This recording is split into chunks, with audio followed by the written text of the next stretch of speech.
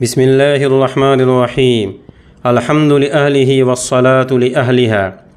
عاشورہ یعنی 10 محرم کو جو اعمال نبی کریم صلی اللہ علیہ وسلم سے ثابت ہیں، ان میں سے ایک عمل عاشورہ کو اپنے گھر والوں پر خرچ میں وسعت کرنا ہے۔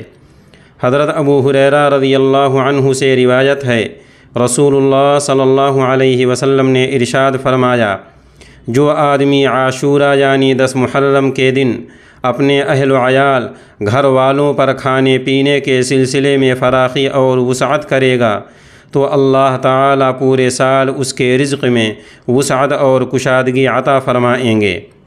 بعض علماء نے اس حدیث کی تمام سندوں پر کلام کرتے ہوئے اسے باطل یا موضوع کہا ہے، لیکن جمہور محدثین نے اس حدیث کو معتبر مانا ہے اور اسے عمل کے قابل قرار دیا ہے۔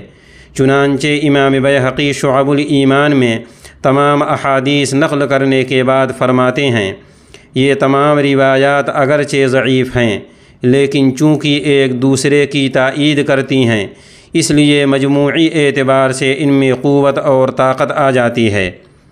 محدثین کے علاوہ چاروں اماموں کے مسلک کی کتابوں سے بھی 10 محرم کے دن اہل و عیال پر خرچ کی وسعت کا ثبوت ملتا ہے۔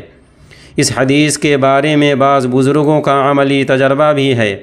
حضرت جابر رضی اللہ عنہ اور امام یحییٰ ابن سعید اپنا تجربہ بیان کرتے ہوئے فرماتے ہیں، ہم نے اس حدیث کا عملی تجربہ کیا تو ایسے ہی پایا۔ سفیان ابن عیینہ کہتے ہیں، ہم نے 50-60 سال اس حدیث کا عملی تجربہ کیا تو اسے صحیح پایا۔ ابراہیم ابن منتشر کہتے ہیں کہ ہم نے 60 سال اس حدیث کا عملی تجربہ کیا تو اسے صحیح پایا۔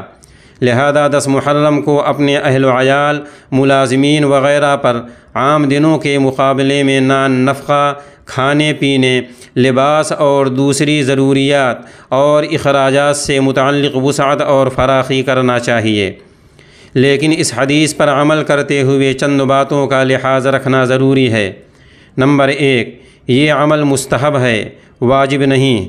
مستحب کا مطلب یہ ہے کہ اگر وہ کام کر لیا جائے تو ثواب ہے اور نہ کیا جائے تو کوئی گناہ نہیں ہے، لہٰذا اگر کوئی آدمی اس پر عمل کر لے تو باعث فضیلت ہے، عمل نہ کرے تو کوئی گناہ نہیں۔ نمبر 2، اس دن کوئی خاص کھانا پکانا ثابت نہیں ہے، ہر آدمی اپنی طبیعت اور حیثیت کے موافق بہتر سے بہتر کھانا اپنے گھر والوں کے لیے بنا سکتا ہے۔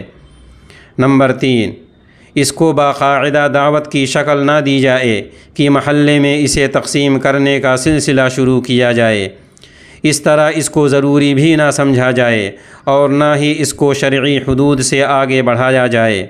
اللہ تعالی ہم سب کو صراط مستقیم پر چلنے کی توفیق عطا فرمائے۔